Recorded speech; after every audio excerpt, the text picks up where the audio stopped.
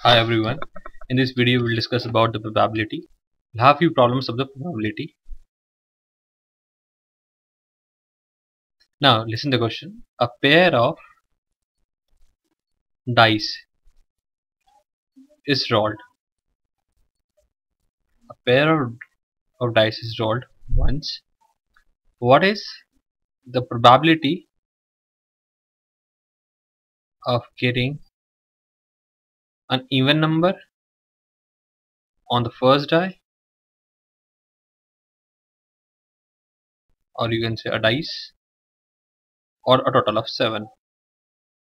That means what says that you have to find the probability of getting an even number on the first die.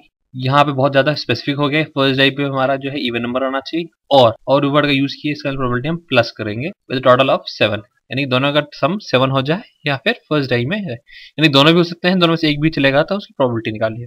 हम sample space देख लेते हैं। हमारे पास जो values आएंगी इस एक्सपेरिमेंट से कितनी वैल्यूज आएंगी? फर्स्ट डाई में पॉसिबल केसेस क्या है? 1 2 3 4 5 6। सिमिलरली सेकंड डाई में भी आने केसेस क्या है? 1 2 3 4 5।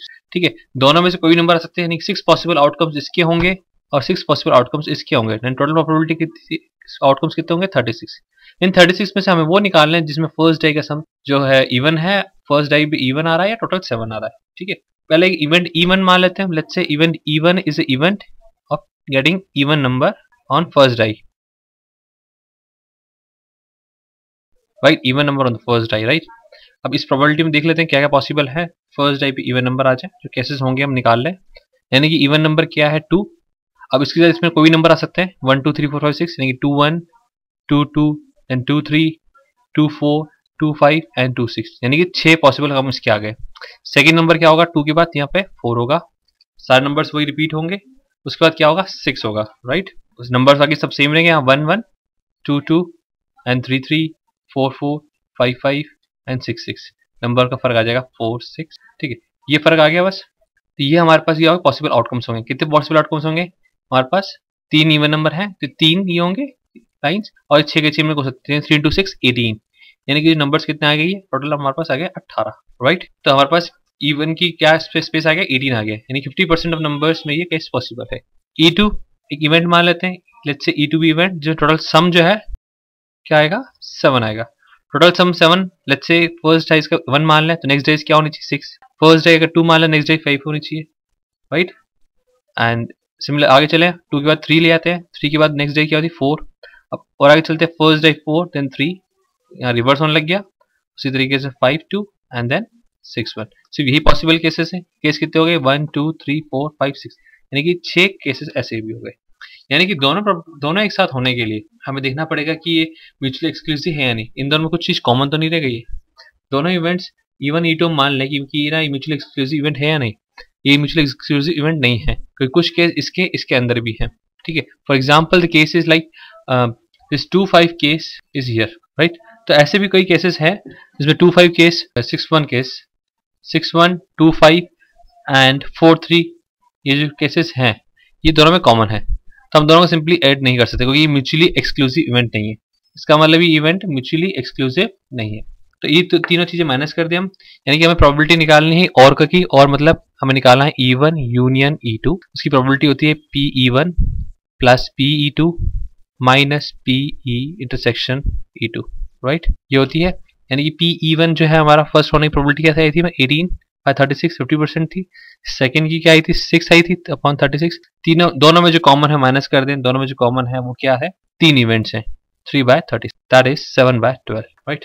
सो हमेशा 2 इवेंट्स की बात कर दे, जब हम यहाँ पे कोई पूछा जाए 2 इवेंट्स की बात, दोनों का अलग अलग इवेंट्स कैलकुलेट कर लो और चेक कर लो कि दोनों में कॉमन तो नहीं है। जो चीजें कॉमन है वो 2 बार काउंट हो गई हैं, ऑब्वियसली एक बार माइनस करना पड़ेगा, अदरवाइज ये फॉर्मूला रिमेंबर कर लो, E1 E2 और दोनों में कॉमन का माइनस करना है। Next is a card is drawn at random from a well shuffled pack of 52 cards. ठीक है, find probability that is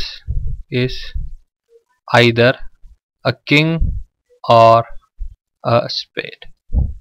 हमें प्रोबेबिलिटी निकालनी है कि 52 कार्ड्स है हमारे पास, में से कोई भी 2 कार्ड निकाल दिया जाए, उसमें प्रोबेबिलिटी क्या है? किंग आया और स्पेड है। ठीक है, तो मान लेते हैं कि लास्ट जैसे किया था let's E1 be the event in which we say that a king is drawn.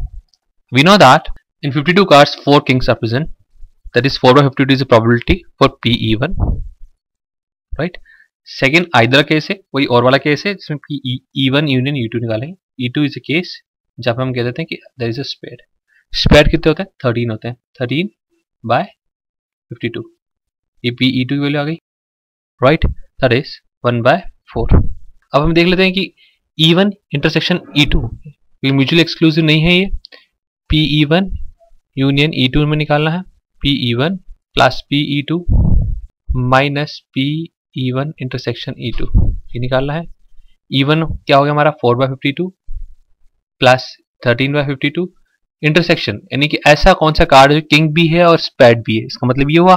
ठीक है, तो ऐसा कौन सा कार्ड है जो स्पैड भी है और किंग भी है? ऑब्वियसली एक ही होगा, 1/52. सो यह एक इंपॉर्टेंट बात आती है म्यूचुअल एक्सक्लूसिव इवेंट जब नहीं होते हैं. E1 यूनियन E2 में निकालना होता है तो हमें एक इवेंट ऐसा माइनस करना जरूरी है. ठीक है, जनरली हम क्या प्लस कर देते हैं, उनको माइनस करके देखेंगे तो हमारा आंसर आ गया 4 bye 13. Thank you for now. In next video we'll have few more problems.